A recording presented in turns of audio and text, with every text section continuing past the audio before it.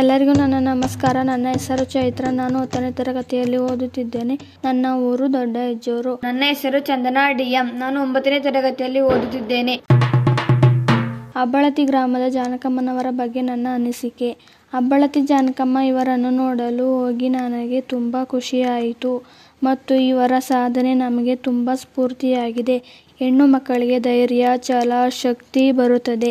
ಅವರ ಕನಸನ್ನು ಅವರು ನನಸು ಮಾಡಲು ಅವರು ತುಂಬ ಶ್ರಮಪಟ್ಟಿದ್ದರು. ನನ್ನ ಅಪ್ಪ ಅಮ್ಮ ಇವರ ಸಾಧನೆ ಮೆಚ್ಚಿಕೊಂಡರು ಮತ್ತು ನನಗೆ ಇವರಂತೆ ಸಾಧನೆ ಮಾಡು ಎಂದು ಹೇಳಿದರು ಮತ್ತು ಜಾನಕಮ್ಮನವರು ಈ ಸಾಧನೆಯನ್ನು ನೋಡಿ ತುಂಬ ಹೆಣ್ಣು ಮಕ್ಕಳಿಗೆ ಧೈರ್ಯ, ಛಲ ಬರಬೇಕು, ಮಹಿಳೆಯರು ಕೂಡ ಜೀವನದಲ್ಲಿ ಸಾಧನೆಯನ್ನು ಮಾಡಬಹುದು ಎಂದು ಈ ನಮ್ಮ ಜಾನಕಮ್ಮನವರು ತೋರಿಸಿ ಹೇಳಿಕೊಟ್ಟಿದ್ದಾರೆ.